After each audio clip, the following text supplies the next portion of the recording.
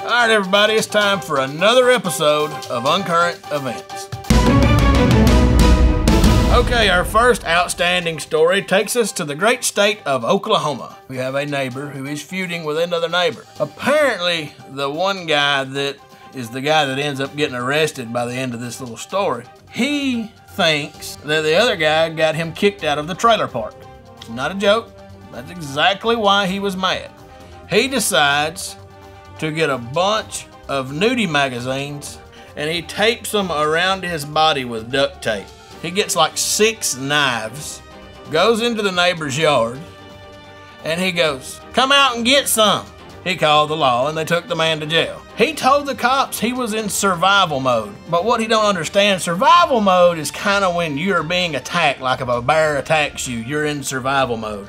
But when you go into somebody else's yard and scream, "Come out and get some," that's asking for an ass kicking if you ask me, but I like his strategy. And he didn't really have any armor up here like where the vitals are at, you know. He just put them all down here like the porno mags were gonna protect his junk. Either way, he's in jail and it's a good story.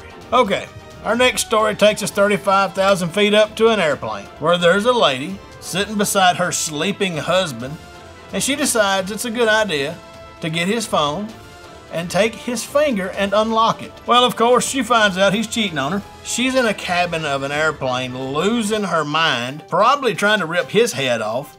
It's chaos. They have to land the airplane in crisis mode. I'm sure they worked it out when they hit the ground. Looks like we would learn from this. If you're gonna be out rambling around, cheating and falling asleep with your phones, you might as well sleep on top of that sumbitch, because let me tell you, a woman will find a way to get it.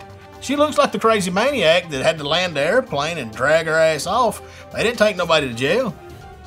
You don't get took to jail when you get cheated on. Okay, so we're going to Nebraska where there's this 45-year-old man named Douglas Goldsberry. He's got a little bit of a problem. He has been calling prostitutes to come and dance on his neighbor's front porch. And he would sit back and watch from the comfort of his house. Okay, look, your doorbell rings. It could be several things. It could be Jehovah's Witness. Hey, I'm not interested. It could be the Girl Scouts selling Thin Mints. But no, not for this poor guy. It was always a hooker.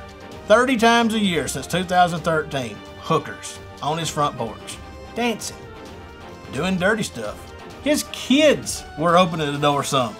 I mean, I can just see it now.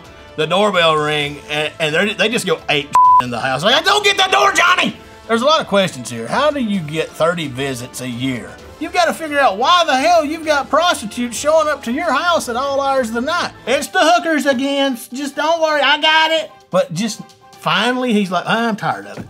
I want it to stop. Now, if this was a prank from the other neighbor, by God, he did a good job at it. But it wasn't. There is no hero in this story. I believe we had failure on all sides. Well, that's all I have for this week. Y'all be nice to your neighbors out there and don't go cheating on your wife. I'm Alabama Boss with Rated Red. Y'all have a good one.